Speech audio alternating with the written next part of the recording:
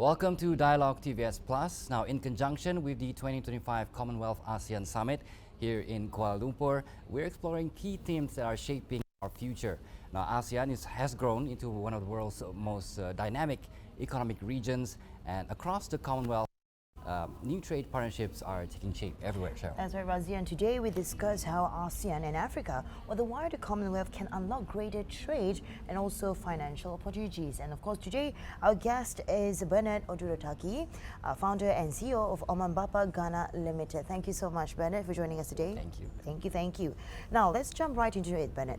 Now, ASEAN and Africa are both fast-growing markets, and we know there's a lot of regional integration going and taking place. Now, where can these regions learn from each other in building resilient and interconnected economies? Okay, so when it comes to business, there are three things that are very paramount, and it's termed as the three currencies of the world. It's money, time, and knowledge. Money, time, and knowledge. If you lack two, you need the one to get it. So, for example, if you lack money, knowledge and time can give you money. If you don't have time, money and knowledge can give you time. So if I just oppose this into the ASEAN and the African interconnectivity, there are 11 countries forming the ASEAN, right? Africa is about 54 countries. But the combined GDP of the 11 ASEAN countries could be much higher than the combined GDP of the 54 countries in Africa. So what is making the ASEAN country do better in terms of the economy than Africa? And I think it's about intra-trade.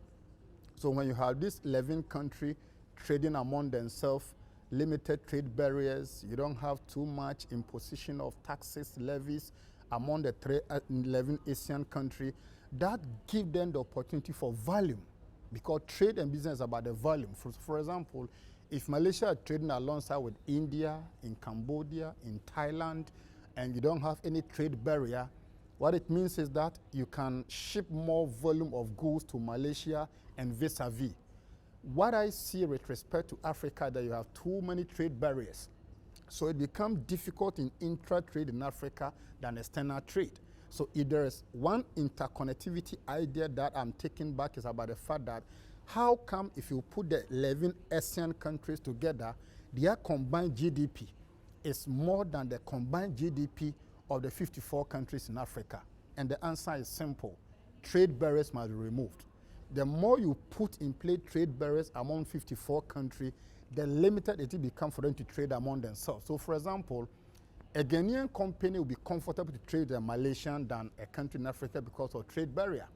Let me give you a practical example. If you take the 11 ASEAN member countries put together, you don't have issue with visa acquisition application. It's visa free. Then let me take you back to Africa. If you want to travel to some part of Africa as an African, you need visa. So these kind of barriers tend to impede the volume of trade and financial injection across African membership. But for ASEAN, there's a lot to learn from. Limited trade barrier, immigration issue is on the limited, and that's encouraged ASEAN member countries to trade among themselves. And that's the reason why the combined GDP here is superior to the combined GDP of the 54 countries in Africa. So Africa needs to open up. We have to, because see, you can't practice a closed economy and grow. And as a chartered economy, I'll tell you one thing. Crime is the biggest economy. Crime, C-R-E-M, is the biggest economy in the world. But the more you open up, the limited crime becomes. Because when you open up, you have regulation you can check on each other, regulate each other, you share technology, you share information. But the more you want to restrict yourself, the limited your growth and trading becomes. So I think that moving forward, Africa must learn the ASEAN way. We have to open up our market. I don't understand why, if you look at the combined GDP of the 11 ASEAN countries, seems to be bigger than the combined GDP of the 54 countries in Africa. Are there any moves to go towards that, opening up the markets? Come again? Are there any efforts to move towards that? Surely. So unlike ASEAN, if I take you back to Africa, you have the ECOWAS, which look at the West African sub-region. You have the Eastern Africa, Northern Africa, and the Central Africa, and the Southern Africa. So if you take the 54 countries, you have about 5 blocks put together to make up the Africa. In all these 5 blocks, my interest is economic integration. How can we trade among each other? Because, for example, if you are looking at trade liberalization and opening up the market, Africa should be big. And don't forget, if you look at real raw materials coming from Africa, it is huge in terms of gold, agriculture, timber, water resources. Africa is big. Let me take you to DRC Congo. If you take DRC Congo alone, the electricity it can generate can power Africa and beyond. But here is the case, if you take the entire DRC Congo basin, we can't even produce enough electricity for that country. But if you look at the geopolitical landscape, the electricity DRC Congo can generate, can provide electricity for the whole of Africa and beyond. It's about opening up. Yeah, we know that ASEAN's experience also, as in harmonizing the trade policies and also through frameworks like the ASEAN Free Trade Area, perhaps can guide Africa's own African Continental Free Trade Area. Now, coming from this also as well, Bernard, I mean, we do know that ASEAN is promoting local currency as cross-border trade. So could that model maybe strengthen financial opportunities in this? Sure. I think that one thing that has not worked very much for Africa is that we need the United States of Africa. And I think we have to, not in the political sense, but in the economic sense. I want to look at everything from the economic perspective. Because look, if your economy is strong, you have a big bargaining power. Today, why is it that a smaller country like Singapore is on the block and everybody is talking about Singapore? It is because of its economic might. The combined population of Singapore is not up to 7 million people. But if you look at the volume of financial transaction that goes through Singapore per annum is bigger than even ECOWAS put together. Why? It's because they have built the economic might. So for me, financial inclusion is key. You're speaking about the AFTA, the African Free Trade Continental Agreement. That's a brilliant idea. And that for me can leapfrog Africa to the next level. So I think that, look, when I sit back and I do recalibration, I look at how Singapore, Malaysia, small country like Brunei is even doing, it tells me one thing. I'm not interested in the politics. Let's look at the economy. Because when your pocket is full, you have independence. Once you are financially strong, you can bargain your way out. So if a smaller country like Singapore is the discussion of the world today, and everybody talking about Singapore, it tells me as a young African that when you build your financial foundation, the world listens to you. Because he who pays for the piper calls for the tune.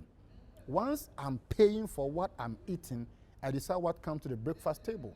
But once as a country, as a continent, your financial might is too limited, you don't control what you pay for, you go to IMF, the World Bank, you take excruciating loan, they will determine to you how you should run your country.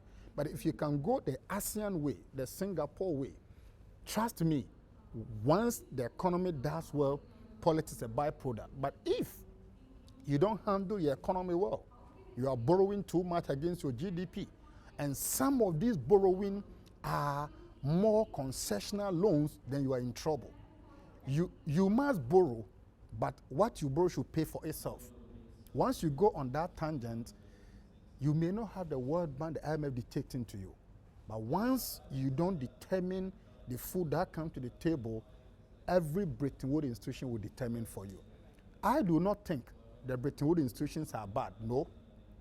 But when you can run your economy well, they won't dictate to you. And modeling also from Singapore's model, how do you bring, like, from your expertise also in the economy, trade, and as well, how can you model Malaysia towards also a collaboration with Africa, perhaps? Okay, so let me give you 2 case studies. Let me take Malaysia, let me take Ghana. Malaysia got independent in August 1957. Ghana got its independence in March 1957. So Malaysia, Ghana were birthed in the same year, practically. Ghana is 6 months older than Malaysia. We got ours in March, you got yours in August.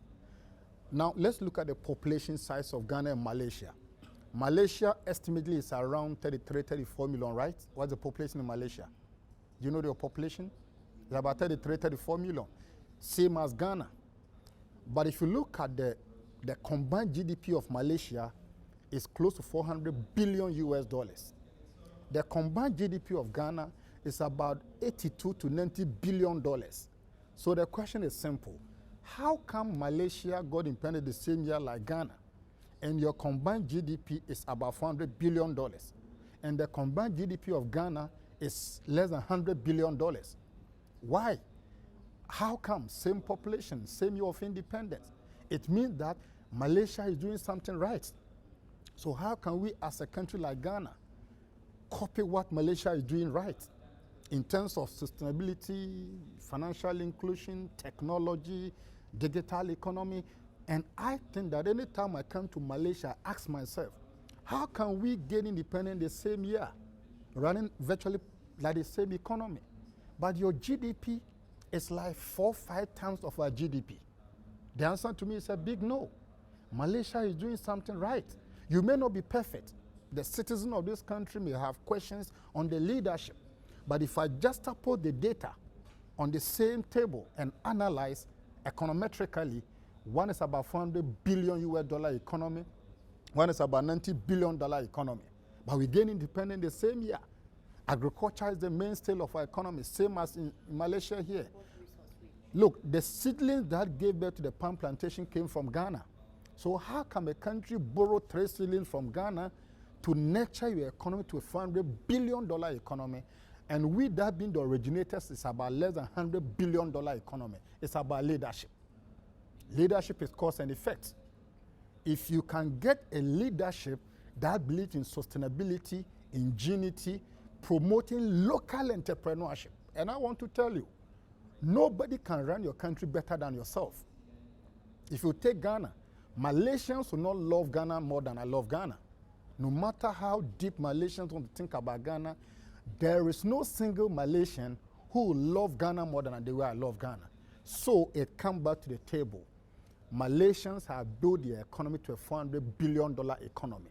How can we as Ghana, on the same breath, leapfrog on the advantages they have and build our economy in such a way that in the next 10 to 20 years, if we may not be able to get to the Malaysian level, we'll be getting close where Malaysia is today. Correct. So, thank you so much for your very insightful conversation today. We have unfortunately run out of time, but of Ghana and throughout Africa as a whole. And with that, I'm Razia Ahmad for Dialog TVS. And I'm Shorj Matra for Dialog TVS Plus. Till next time.